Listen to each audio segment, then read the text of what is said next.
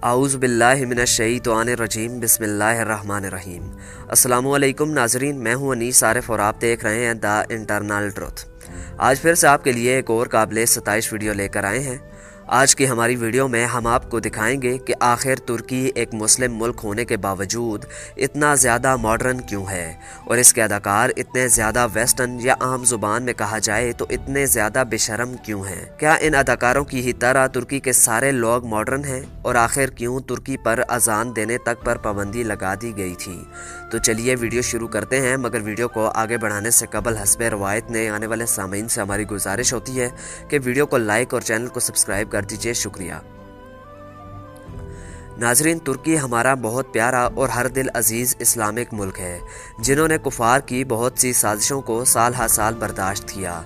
खिलाफत उस्मानिया के ज़वाल के बाद जब इसको शिकस्त हुई तब मगरबी ताकतों ने इनसे 100 साल का मुआहदा कर लिया, जिसके मुताबिक अब तुर्की कोई भी इस्लामिक मुल्क ना रहा था बल्कि एक सेकुलर रियासत बन चुका था, जिसकी शुरुआत में तमाम तर इस्लामिक कवानीन को मुल्क से यकसर ख़त्म कर दिया गया।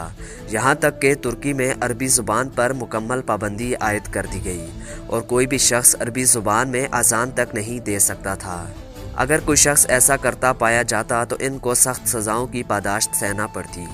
औरतों को मुकम्मल पर्दे या अबाया पहनने तक की इजाज़त ना थी और इसी सब के चलते बेहयाई, उरियानी और फहाशी को एक साजिश के तहत तुर्की में आम किया गया। नाजरीन, पहली नस्लों ने तो इसके ख़िलाफ़ कुछ आवाज़ें बुलंद की, मगर आइंदा आने वाली नस्लों ने इसी को अपनी तहजीब और सकाफ़त समझ लिया और इसी बेहयाई और गुमराही में पड़ गए। इस सब में तुर्की की आवाम का कसूर नहीं बल्कि इन मक्कार साजिशी मगरबी ताकतों का है, जिन्होंने फहाशी को हथियार बनाकर तुर्की में फेंक दिया, जिसकी वजह से वहाँ की मस्जिदें हमेशा खाली रहने लगीं।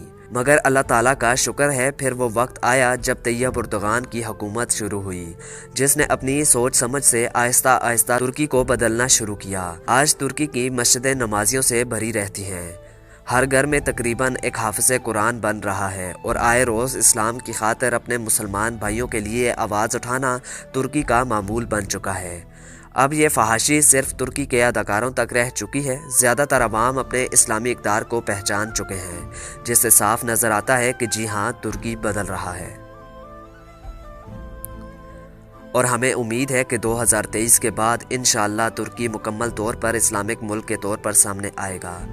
तो नाजरीन, आप इस बारे में क्या राय रखते हैं? अपनी राय का इज़हार कमेंट्स में ज़रूर कीजिएगा। और अगर आज की हमारी वीडियो ने आपको महसूस किया हो तो वीडियो को लाइक और चैनल को सब्सक्राइब कर दीजिएगा और अपने मेज़बान मोहम्मद अनीस आरिफ को दें इजाज़त। मिलते हैं नई वीडियो के साथ, तब तक के लिए अल्लाह नेगेबान।